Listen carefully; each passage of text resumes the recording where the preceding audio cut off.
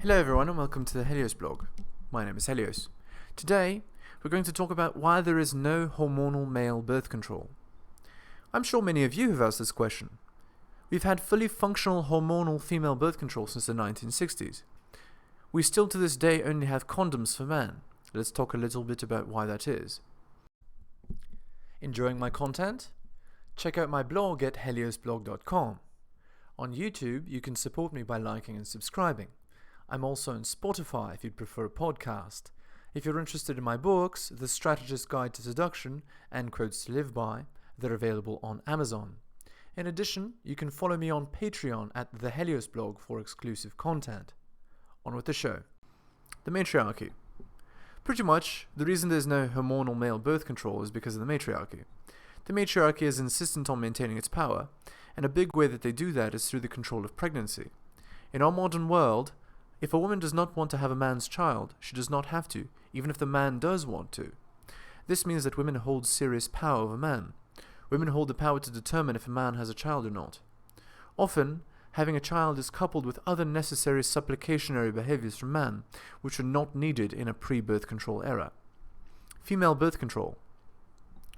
The current options for female birth control are extremely varied.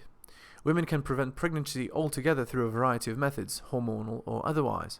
Since 1960, women have had access to the ability to say no to having children, whereas men cannot do the same. If a man comes inside a woman, there is no way to prevent the pregnancy from his end at that point.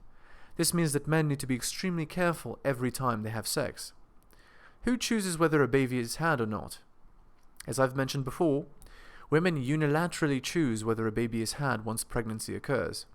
This means that men have no control past the point of pregnancy.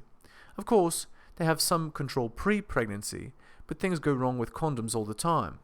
Without hormonal birth control of their own, men are left with condoms as their only option. Of course, a man can have a vasectomy, but that is risky and difficult to reverse, unlike female hormonal birth control. Some men rely on women to have birth control for them, but this allows the woman to determine if she wants to get pregnant or not. She can discontinue use of the birth control without telling the man. This is quite different from the way it used to work. So the way it used to work, before women had birth control, was that sex with a man always carried the risk of pregnancy, something that women could not terminate on command. Before, women had to be much more judicious in their choice of partner. This meant that getting laid was much harder for men, but also that women didn't burn out their ability to pair bond as often. This led to generally more stable relationships, but also more sexlessness for alpha men. Life after 1960. After 1960, birth control allowed women to explore their hypergamous nature much more. It allowed women to pursue sex with alpha men without restraint, practically. This trend continues to this day. Basically, since women are free to explore their sexual options, and they gained the ability to vote, they began to vote in order for the rules to be in their favor.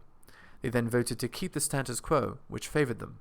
The status quo I'm referring to is the unilateral control over pregnancy through the use of hormones, etc. Consolidation of power.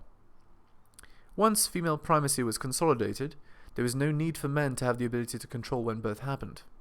Beta men also don't think about the sexual options of men, and so men who were raised to follow what women wanted had no incentive to research on developing a way for men to unilaterally decide if they wanted to get a girl pregnant, aside from the rudimentary condom.